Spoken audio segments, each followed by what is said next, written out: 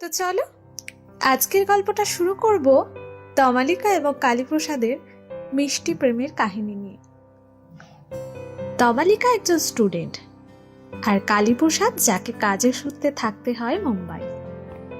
প্রথম দুজনকে দেখে ভালো লাগা শুরুটা হয়েছিল তাদেরই বাড়ির কোনো এক অনুষ্ঠানে। যদিও তমালিকার প্রতি কালীপ্রসাদের ভালো লাগাটা একটু বেশি ছিল। অনেকবার নানাভাবে তার ভালোবাসার প্রস্তাব সে তমালিকাকে দেওয়ার চেষ্টা করেছে, কিন্তু সেইভাবে তার সাহস হয়ে ওঠেনি। এইভাবেই কয়েকটা বছর কেটে যায়, কিন্তু ভাগ্যের কি পরিহাস, আবার তারা দুজনকে ফিরে পায় সোশ্যাল মিডিয়ার মাধ্যমে। সেখানে কালীপ্রসাদ তমালিকাকে নক করে এবং সেখান থেকেই তাদের কথা বলা শুরু হয়। এইভাবেই কেটে যায় কয়েকটা দিন। এই কয়েকদিনে কালীপ্রসাদের প্রতি কিছুটা ভালো লাগাও তৈরি হয়েছিল তমালিকার।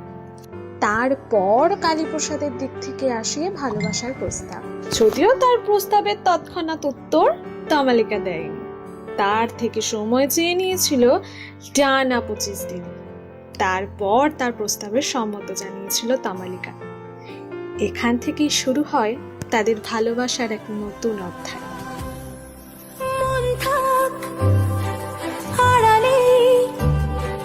মাঝে মাঝে ছুঁতে আসা,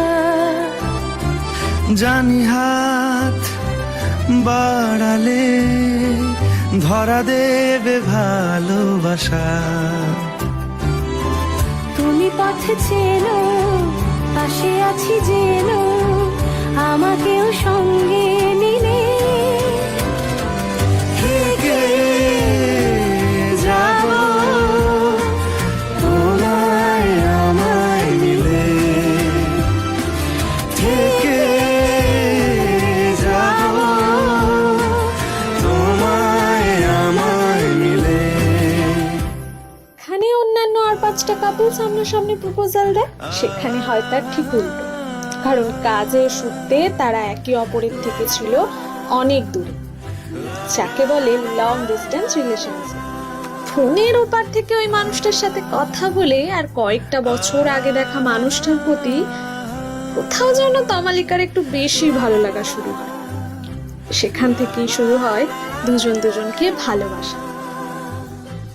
যত দূর যায় চোখ, পাশে আছি আমি তোমার। আজ নয় কাল হোক, কেটে যাবে অন্ধকার। তুমি অভিমানী, হেঁটে যাবে জানি স্বপ্নের সেই মিছিলে।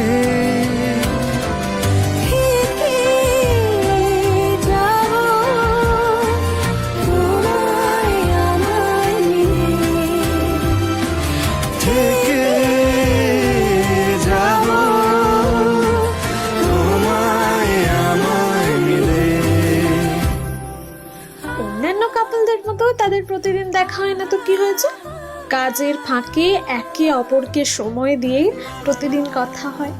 সময় খেয়েছে কিনা জানতে চাওয়া, মন খারাপে পাশে থেকে সান্ত্বনা দেওয়া এবং ভালো লাগার বিষয়গুলিকে গুরুত্ব দেওয়া, এই সব কিছুতেই তারা একে অপরকে দূর থেকে সঙ্গ দিয়েছে। তাদের সেইভাবে কোনো অনুষ্ঠানে থাকা হয়নি, কিন্তু কোথাও গিয়ে তারা প্ল্যানিং করে এখন দেখা হয়নি, তবে নেক্সট ইয়ার তো অবশ্যই হবে। তবুও ভালোবাসা কম হয় না একটুও। ওই যে দুজনের প্রতি ভালোবাসা থাকলে ভালোবাসা যে সত্যি সুন্দর। দূর থেকেও কাউকে অসম্ভব ভালোবাসা যায়। রাগ, অভিমান, ঝগড়া, ভালোবাসার মধ্যে দিয়ে একসঙ্গে যে তারা কিভাবে 5টা বছর কাটিয়ে দিল ভাবতেই তা অবাক লাগে।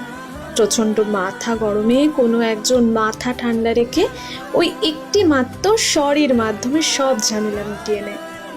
ফোনের ওপারে করা দুজনের প্ল্যানিংগুলি, যেমন একসাথে পছন্দের জায়গায় ঘুরতে যাওয়া, দুজনে কিছুক্ষণ ভালোভাবে সময় কাটানো, এই সব কিছুই হয় কয়েকদিনের ছুটিতে। কালীপ্রসাদ বাড়ি ফিরে এলো। ছুটি শেষে কালীপ্রসাদ বাড়ি ফিরে গেলে মন ভারাক্রান্ত হলেও শুরু হয় আবার এই একটি দিনের অপেক্ষা। এইভাবেই তাদের 5টা বছর কেটে যায়। পরিবারকে মানিয়ে নিয়ে তারা আরো এক নতুন জীবনের পথে অগ্রসর হতে চলেছে।